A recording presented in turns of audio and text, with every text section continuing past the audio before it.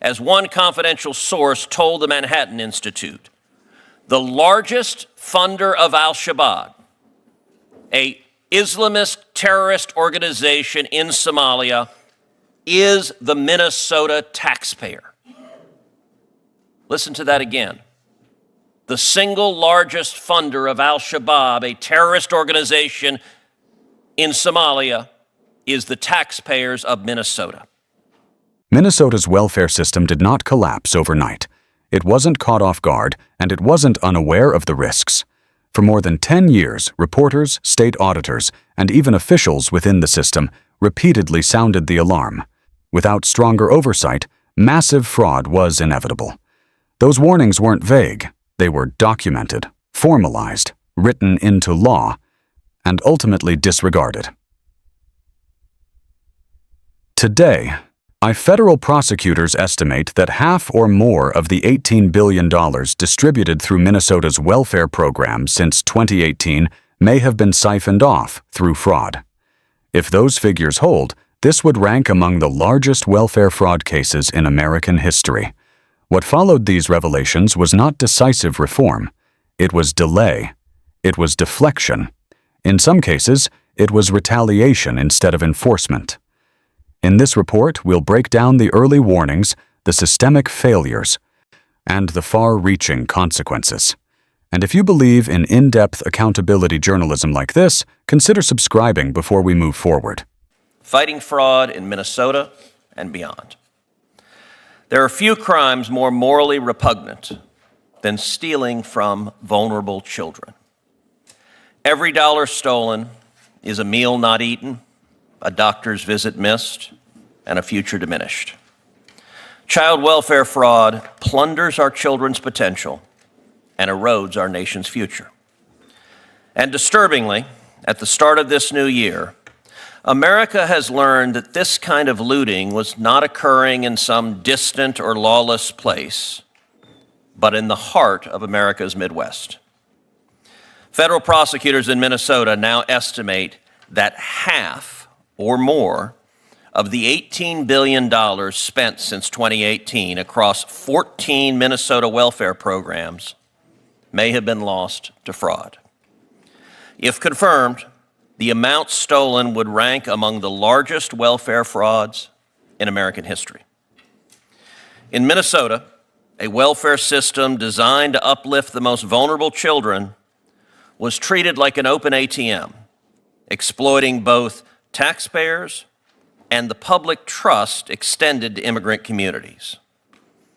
Over the last decade, Minnesota Democrats didn't just fail to stop the fraud. They made it easy and profitable, and in a totally lawless fashion, silenced anyone who pointed it out. Taken together, the record shows that the fraud was not accidental or unforeseeable, but was the product of deliberate inaction, willful blindness, and calculated abuse. Today, we will proceed in three parts.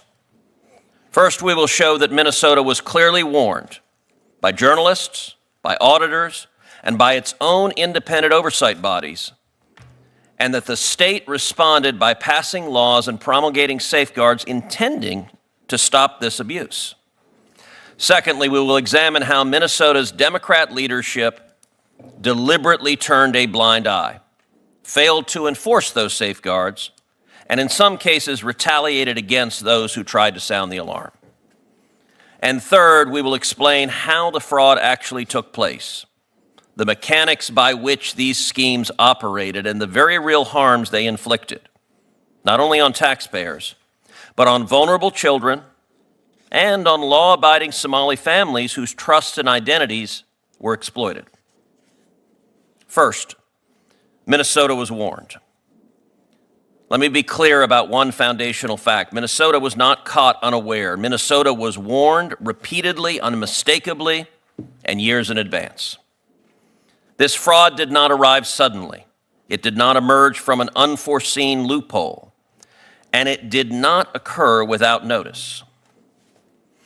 As far back as 2010, The Milwaukee Journal Sentinel exposed widespread child care fraud across the upper Midwest in a Pulitzer Prize-winning investigation that sent a clear warning to regulators, providers, and the child care industry as a whole.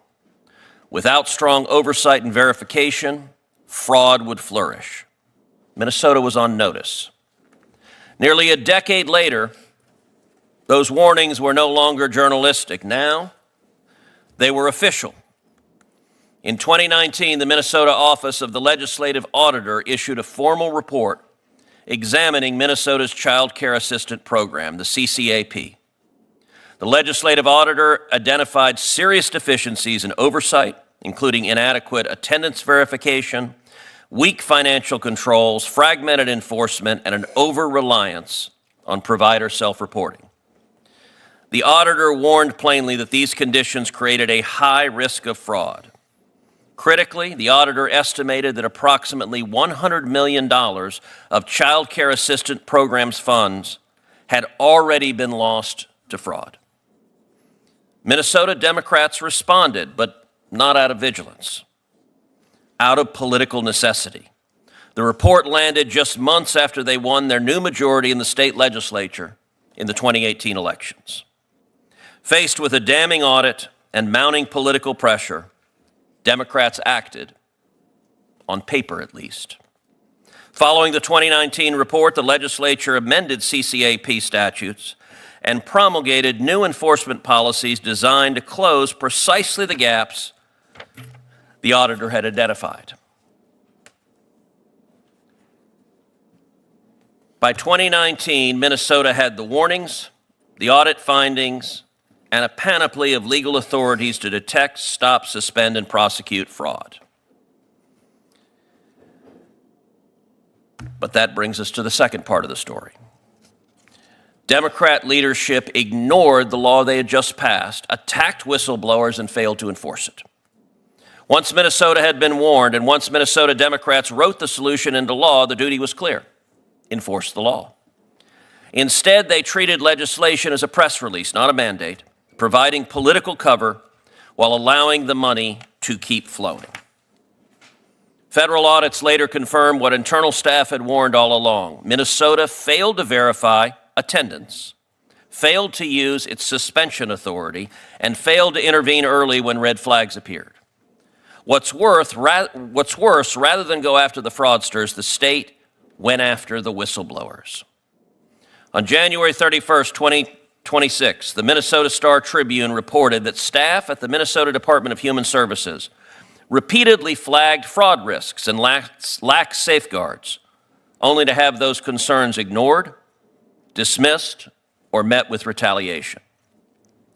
According to that reporting, current and former DHS employees sent an anonymous letter to the U.S. House Committee on Oversight and Accountability describing serious and systemic failures dating back to at least 2019. Employees reported being reassigned, called racist and xenophobic, sidelined, excluded from key discussions, and in some cases subjected to what they described as threats or workplace surveillance after raising red flags. Minnesota's Democrat leaders did not reward integrity. Instead, federal prosecutors allege that Minnesota's welfare system, particularly programs serving children, was not merely targeted by fraud, but systematically exploited through weak oversight and deliberate non-enforcement. The warning signs were not new. As far back as 2010, a Pulitzer Prize-winning investigation by the Milwaukee Journal Sentinel documented widespread child care fraud across the upper Midwest. Its conclusion was direct. Without strict verification and oversight, a large-scale abuse was inevitable. By 2019, those concerns were no longer just journalistic findings, they were official.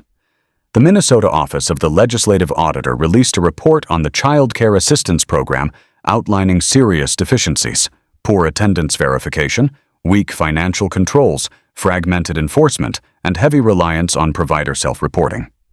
The auditor estimated that roughly $100 million had already been lost. Lawmakers responded with reform legislation intended to close those gaps. On paper, the state gained expanded authority to detect, suspend, and prosecute fraud. In practice, those powers were rarely used.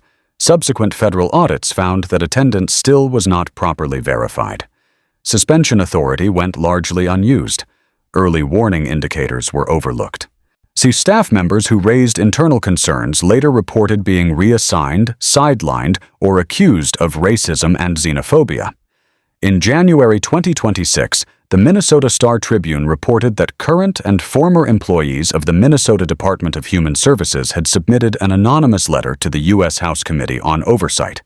The letter described systemic failures dating back to at least 2019. When bipartisan legislation was introduced to establish an independent inspector general, Democratic leadership blocked the proposal, despite projections that fraud was costing the state an estimated $18 million over 4 years. Investigations later indicated that large portions of the alleged fraud were concentrated within a small number of administrative pipelines, including programs serving Minnesota's Somali community, a politically sensitive constituency in a state often decided by narrow margins. By 2025, federal prosecutors charged Asha Farhan Hassan with orchestrating a $14 million Medicaid fraud scheme tied to Minnesota's autism treatment program. Court filings allege that children were recruited, parents received kickbacks, unqualified providers billed Medicaid, and diagnoses were manipulated to maximize reimbursements. The consequences extended beyond financial losses.